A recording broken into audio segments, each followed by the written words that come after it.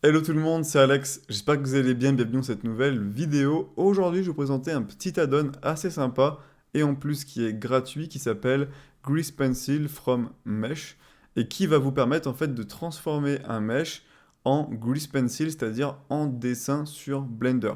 Alors ça va pas le transformer, en fait ça va créer une copie du mesh mais en version dessin 3D, donc ça peut être plutôt sympa pour tous ceux qui font du Grease Pencil sur Blender ou même pour donner un effet cartoon par exemple. Donc là par exemple pour vous montrer rapidement, je l'ai appliqué sur ce petit chalet low poly et vous pouvez voir que tous les contours sont dessinés avec un trait gras noir et je vais pouvoir ajouter des effets. Par exemple si j'ai envie de les tordre, je vais pouvoir le faire avec un noise et ça va me permettre de tordre un petit peu ces lignes et de rendre ça comme ça un petit peu plus cartoon par exemple. Je vais pouvoir pourquoi pas ajouter un double, plusieurs lignes, donc comme si on avait repassé plusieurs fois par-dessus, comme vous pouvez le voir ici.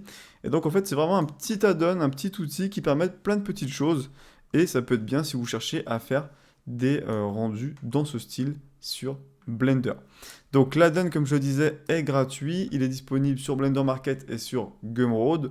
Il faut savoir que sur Blender Market, on ne peut pas mettre de produit à 0 $. C'est pour ça que la version gratuite ici est à 1 $. Mais sur Gumroad, vous pouvez la télécharger pour 0 $. Donc je vous mettrai en description, bien sûr, les deux liens.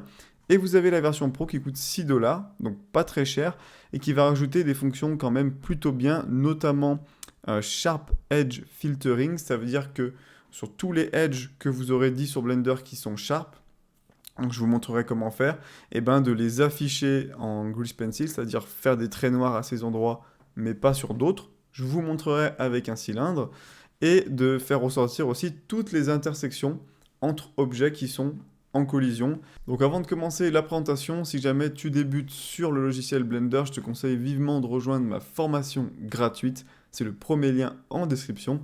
Et à l'intérieur, tu vas apprendre toutes les bases du logiciel pour bien débuter sur Blender et tu retrouveras même un fichier PDF avec les raccourcis clavier indispensables si tu souhaites progresser sur Blender. Donc on va créer un nouveau projet, donc je vais dans File, New, hop, et on va déjà appliquer ça sur notre cube dans un premier temps pour comprendre les paramètres de base. Donc je sélectionne mon cube, je vais dans Object, et tout en bas on va retrouver notre add-on, donc GP from Mesh. Je clique dessus. Là, j'ai un petit menu qui apparaît qui me permet pas mal de choses. Donc, nous, on va direct cliquer sur OK ici. Et en bas à gauche, j'ai ce petit menu, hop, que je peux ouvrir. Donc, qu'est-ce qu'on peut faire dans ce menu? Déjà, ce qu'on peut voir, c'est que notre cube est maintenant en dessin, donc avec des traits noirs et des faces blanches. Ici, on va pouvoir créer des presets. Par exemple, si on crée un preset avec tous les paramètres qu'on a là, on va pouvoir le sauvegarder en cliquant sur plus ou supprimer des presets en cliquant sur moins et vous retrouverez la liste de vos presets ici. Et en cliquant sur Restore Operator Défaut, vous pourrez revenir sur tous les paramètres de base de la donne. Donc là, vous pouvez choisir si vous voulez afficher les lignes ou pas. Si vous voulez remplir les faces ou pas, dans ce cas, vous aurez quelque chose dans ce style-là. Si vous voulez mettre des contours, donc là, on va pas trop voir l'exemple, mais je vous montrerai tout à l'heure. Ça va permettre de faire un contour global sur votre objet avec des traits noirs, tout simplement.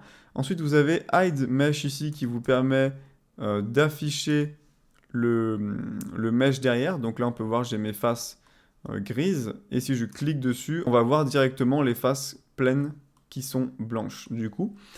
Triangulate Mesh, ça va changer la topologie de votre mesh et ça peut aider dans certains cas si ça interfère avec le Grease Pencil et que ça fait des trucs un petit peu bizarres. Donc là, j'ai pas trop d'exemples pour vous montrer. Intersection, ça va être super important, je vais vous montrer tout de suite. Donc je vais sélectionner mon cube, je vais le réafficher, passer en mode Edit. Et ce que je vais faire, c'est que je vais le dupliquer plusieurs fois. Et le but, c'est créer des intersections, comme ceci, pour vous montrer un petit peu ce que ça fait. Voilà, donc là, ce que je vais faire, c'est que je vais supprimer ici le Grease Pencil que ça m'a créé. Je vais sélectionner tout mon objet, donc il faut que tout soit du même objet. Voilà, il ne faut pas que ce soit des objets séparés, mais il faut que ça soit le même.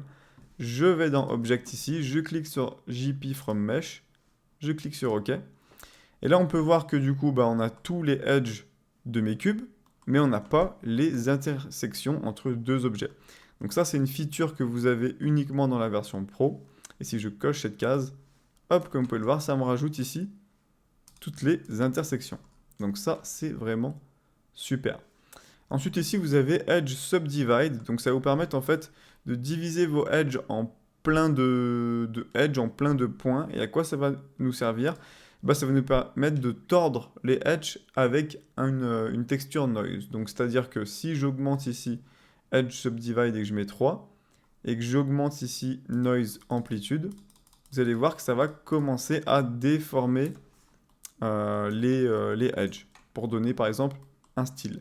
Et moins je vais mettre de Subdivide, plus j'aurai des edges qui sont un peu moins déformés, ou alors qui vont être un peu plus droits, on va dire.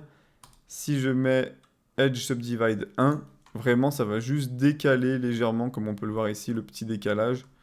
Mais c'est tout, donc ça peut donner un style également. Donc plus augmenté, plus il y aura une bonne résolution, on va dire, et mieux on va voir la texture noise. Voilà, comme vous pouvez le voir. Et on peut jouer ici avec l'amplitude directement. Et donc je vais remettre ici sur 3. Et ça va être relié directement au niveau de notre animation. Comme on peut voir, on a la case ici qui est cochée qui s'appelle Randomize Animation. Et si j'appuie sur Play, et bien vous allez voir que ça bouge.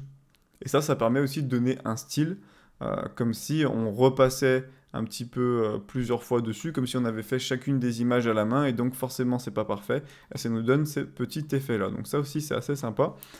Et le paramètre frame step ici, ça veut dire que tous les 4 images sur votre animation, et ben Blender va régénérer des valeurs aléatoires pour faire bouger du coup les traits. Et donc si vous mettez par exemple 1 ici, vous allez avoir quelque chose limite qui clignote, comme ça va aller très vite. Et si vous mettez 10 par exemple ici, ça va changer vraiment assez lentement, comme vous pouvez le voir. Donc vous pouvez jouer avec ce paramètre directement. Ensuite ici vous avez Edge Offset, voilà, qui va vous permettre de faire ressortir les traits un petit peu par-dessus votre mesh, comme ceci. Donc vous pourrez gérer ça directement là dans Edge Offset. Et vous avez Line Thickness qui vous permet de grossir les traits ou de les affiner directement. Vous pouvez même faire des tout petits traits comme ça, on dirait que ça fait un petit peu dessiné au crayon à papier, un petit peu à la main, c'est plutôt stylé je trouve. Donc vous pourrez gérer directement avec Line Thickness juste ici. Et après vous avez Multi-Stroke qui va doubler en fait les lignes et vous allez pouvoir en mettre autant que vous voulez, comme ça va créer plusieurs lignes un petit peu par-dessus et avec distance, ça va les éloigner en fait. Donc si vous voulez, vous pouvez mettre 2 lignes et les éloigner un petit peu comme ceci par exemple. Donc voilà pour ça. Maintenant, je vais vous montrer vite fait Marked Sharp. Donc comment ça fonctionne. Imaginons que j'ajoute un cylindre et que j'aimerais faire ressortir ce edge-là et pourquoi pas celui-là, mais c'est tout. Et pourquoi pas même un au milieu, on va dire. Donc on va dire ça, plus ça, plus ça. Et ensuite le reste du mesh, mais j'aimerais qu'il n'y ait que ça qui soit en noir. Donc je les sélectionne, je vais ici dans Edge et je fais Mark Sharp. Donc là on peut voir qu'ils sont entourés, surlignés un petit peu en bleu. Maintenant je vais dans Objet GP from Mesh, je coche ici Marked Sharp et je fais OK. Et là, on peut voir que du coup, ça a appliqué sur tout le mesh. On peut voir qu'on a le noise aussi qui est toujours là parce que ça a sauvegardé notre preset. Donc, je vais le mettre à 0. Et moi, comme je disais, je veux garder uniquement certains edges. Donc, je décoche ici intersection.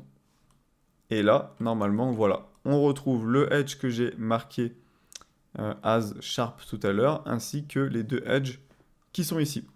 Donc voilà, j'espère que cette petite vidéo sur Grease Pencil from Mesh vous aura plu. Voilà, c'est un add-on que je trouvais assez sympa et que j'avais envie de vous présenter. Donc vous retrouverez tous les liens en description si vous voulez le télécharger. Et puis n'oubliez pas de liker et vous abonner, ça prend 2 petites secondes et ça m'aide énormément. Et puis je vous dis à bientôt pour une prochaine vidéo. Ciao!